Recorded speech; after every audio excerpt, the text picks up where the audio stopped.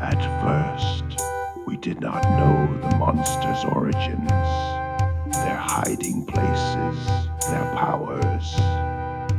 Often, we did not even know what they sought until it was too late, until our blood was spilled, until curse, tentacle, or talon fell.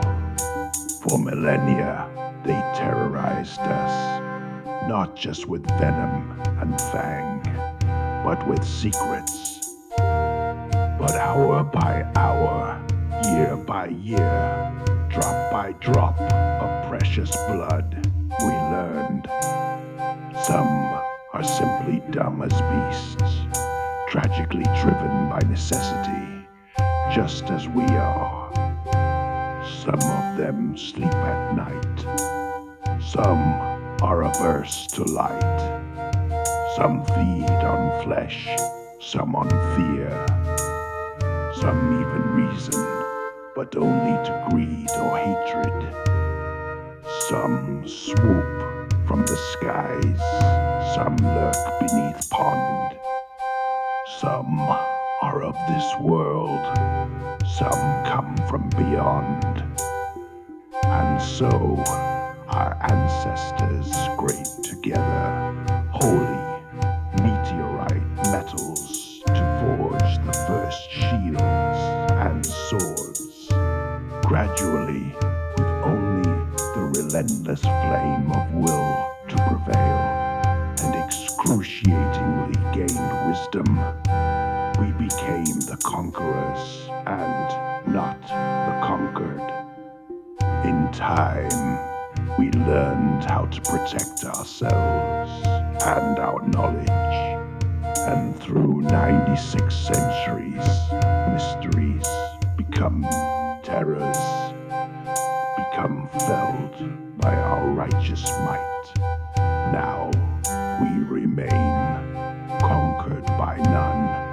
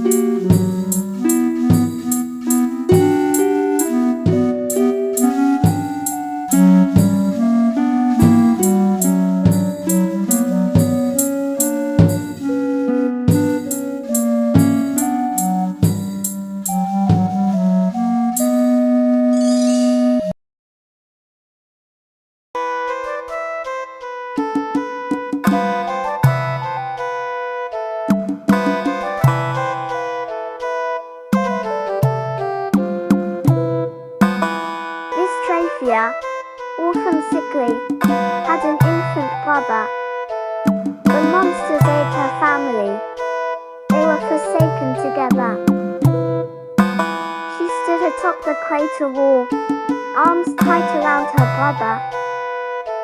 There she sought sweet mercy's fall, to cease their strife forever. She leapt into the crater vast, made from God's holy comet. Upon the ground they did not splash, but drifted aloft upon it.